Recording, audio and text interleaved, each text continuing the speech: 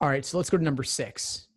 And this is really what I think is one of the most common categories here, what I call linking the necessary conditions. So here we have 2 conditionals, 1 evidence conditional, 1 conclusion conditional. And we have the same variable in the sufficient condition of both. And we're looking to impose a new conditional statement that, when combined with the evidence, will guarantee the conclusion.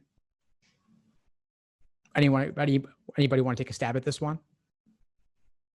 As long as you suggest E and F are the same, then D guaranteeing one will guarantee the other. Nice. Yeah, excellent. So you said as long as E and F are the same, but let's think about more specifically in terms of conditionality.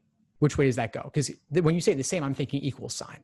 I see Annie also wrote this, E requires F. I saw another comment saying F requires E, but actually the ordering specifically is E requires F that works.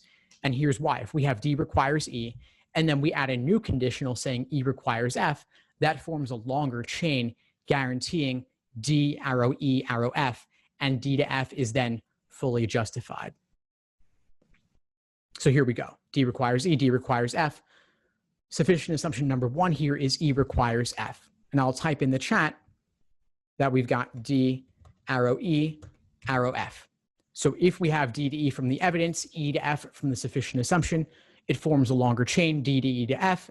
And yes, Alyssa, the sufficient assumption contrapositive, not F requires, not E, would also work. The contrapositive of a sufficient assumption always works as a sufficient assumption as well, because contrapositives are equivalent to the original. So here we are linking the necessary conditions.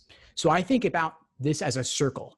I think about a circle around these 4 variables, these 2 conditional statements, when laid out in this way: evidence on top, conclusion on bottom. So I think of it as a circle, and I link the parts that are different going clockwise. So E is at about 1 o'clock, F is at 5 o'clock. We're looping around E to F as our new sufficient assumption. So the answer will be E to F in the answer choices. But if you don't see that, then look for not F, arrow not E, because of course that's logically equivalent.